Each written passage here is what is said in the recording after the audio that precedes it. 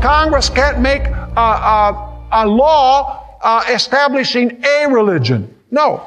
It says Congress shall make no law respecting an establishment of religion.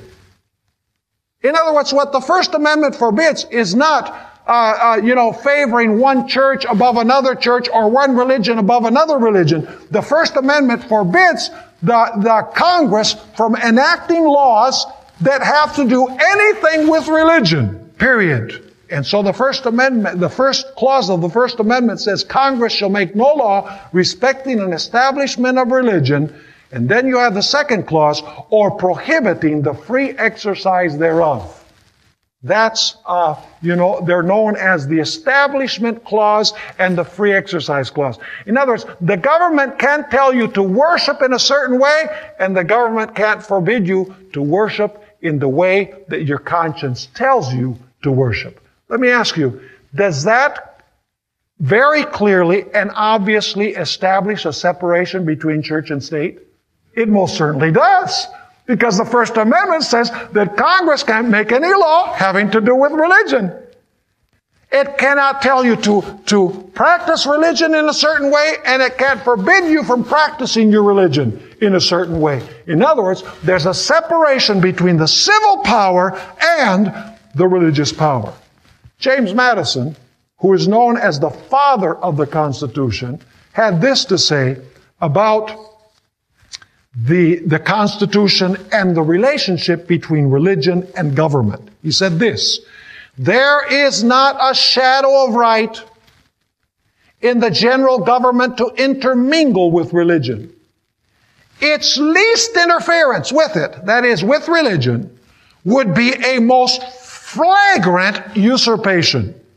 I can appeal to my uniform conduct on this subject that I have warmly supported religious freedom. Is that clear? 1797, the United States signed a treaty. It's known as the Treaty of Tripoli. It was actually approved by the President John Adams. And this is what the Treaty of Tripoli said. This is only a portion of the treaty.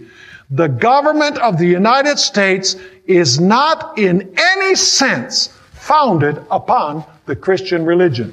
Now, we need to understand that it was founded upon this idea of two principles: separation of church and state, separation of civil matters from religious matters. But that doesn't mean that the United States was founded as a Christian nation. It was founded as a nation of Christians. It's different to say that it was a Christian nation than to say that it is a nation of Christians, where most of the people at that time, at least, were Christians. Now, what about Thomas Jefferson? In 1802, he wrote a letter to the Danbury Baptist Association, and he used what is known as the metaphor of the wall. And actually, he probably got this metaphor of the wall from Roger Williams long before him, but he didn't give him credit if he did. Notice what he had to say to the Danbury Baptists.